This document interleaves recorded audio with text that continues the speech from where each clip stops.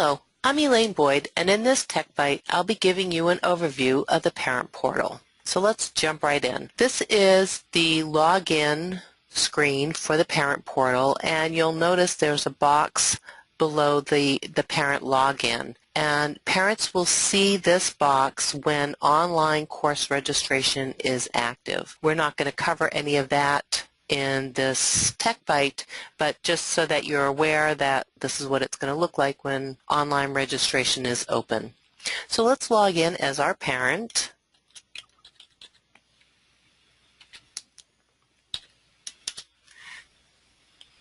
When a parent logs in, they're going to see two menus. They're going to see Students and My Account.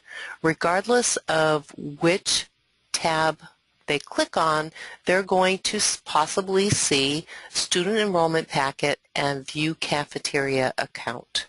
The Student Enrollment Packet is a new option available to MMS schools, and what it does is, in a nutshell, it will allow your parents to be able to do some of the biographical data entry for you. So you give them access to which fields that you want them to be able to enter in their information. You get to approve it, and then it gets imported into MMS. A huge time saver when you have those new students enrolling. The other option is the View Cafeteria Account. That will enable parents to be able to make credit card or debit card payments to their students' account. You do need to be licensed for the fee accounting, but what a great option for your parents to be able to do that. So I'm going to start on the My Account menu, and that's going to pull up some very basic operations available to your parents.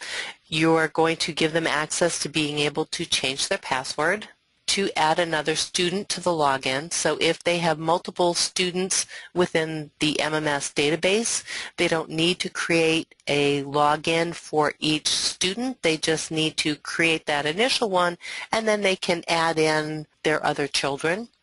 They can create a login for their student to be able to access the student portal. They can change their student's password, and then if their student forgot their password, they can reset it for their child. On the Students tab, we can see here that this parent has two students, Nicole and Alana. We're going to look at Nicole.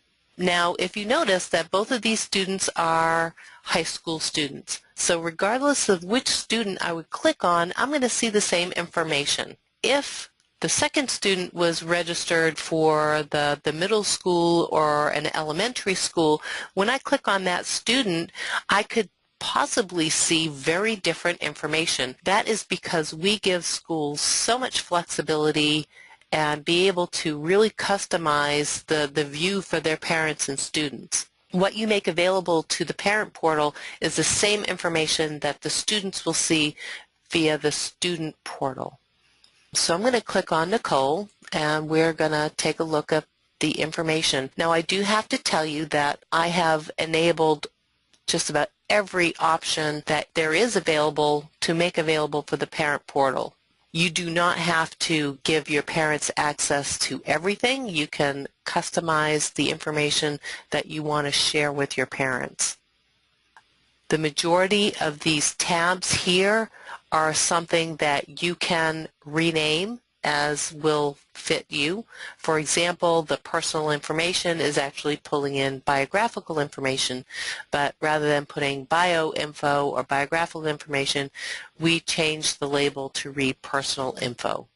Because I have the teacher gradebook available to my parents, when I log in, that's the information I'm going to see here on that initial screen entry. So here is Nicole's information as seen through the gradebook. And if I were to click on any of these courses here, it's going to pull up their current progress report. So I don't have a lot of grade information entered in my test database, but this would pull up their progress report. If I were to click on the teacher's name, it's going to pull up a new email message to that teacher. And here I can see the current term grade, the current final average, number of graded assignments, and number of missing assignments. All of this information, for the most part, is customizable as to what you want your parents to be able to see.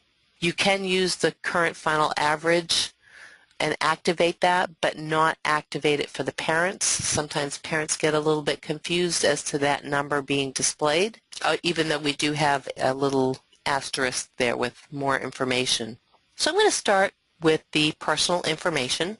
Now, all of this information, with one exception, is set up through MMS Generations, and I'm going to actually cut to MMS Generations. I'm not going to go through the setup, but I am going to show you where it can be done.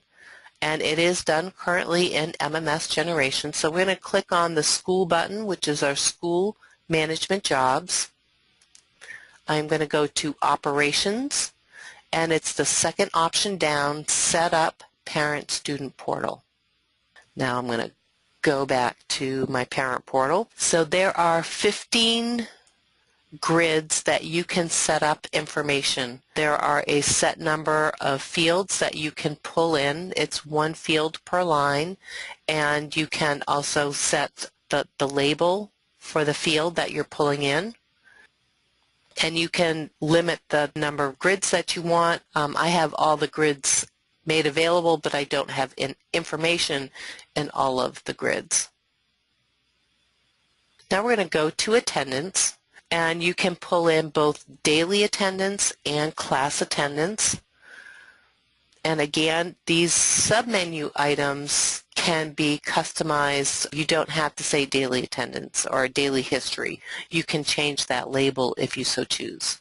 I'm going to click on daily history. All of the attendance and behavior information, you need to set a date range that you want to make available to the parents.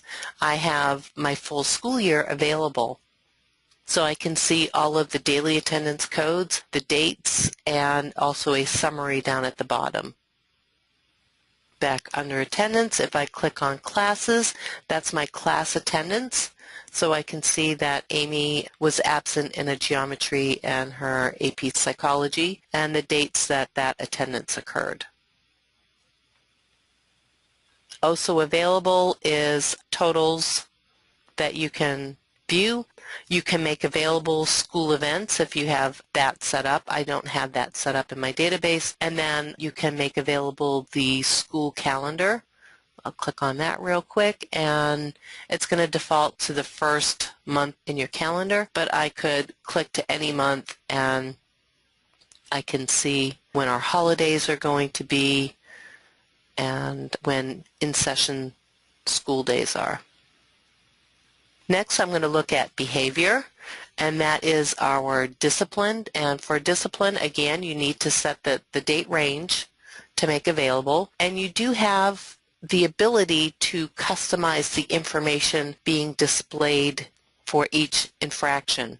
And you can see here that Nicole got caught for cheating, and we can see I've made available the reporting teacher's name and their email. Schedule is just that. It is the current schedule. It is displayed in a grid fashion, and you can set up the grid and the information that you want to display in there. There is no option to remove the watermark that says printed from school website. Graduation requirements, this is the one exception. This is actually set up in the staff portal, and you save the settings, and there's a little checkbox for settings for the parent-student portal. Courses is what we landed on, so I'm going to click on that again. But that is the information that we saw when we came in here. And we have the option of being able to share the current assignments due, the number of missing assignments, and the number of course announcements. I can see here that Nicole has one assignment due. So I'm going to click on that, and that's going to show me the assignment. So she has an assignment in geometry that is currently due. It's an assignment that is made published when you create it in the gradebook, but I can see here that I have a date of February 12th. To indicate that an assignment goes from being due to missing is that the teacher in the grade book needs to assign a grade of MI, which will flag that assignment as missing. So it will be moved from an assignment due to an assignment missing. So clearly I have been slacking in keeping my records updated, and this assignment really should be indicated and flagged as being missing and not currently due. And so if I were to click on the missing assignments, it's going to say all assignments, they're currently none missing. And then if I were to click on the course announcements, it's going to tell me that there are no course announcements currently available. But if there were, I would be able to see them. I hope you've enjoyed this overview of the Parent Portal. Setting up the Parent Portal is very easy to do.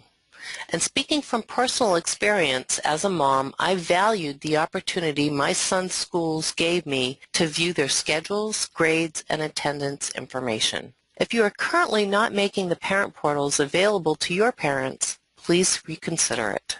Thank you, and I hope you've enjoyed this MMS Tech Byte.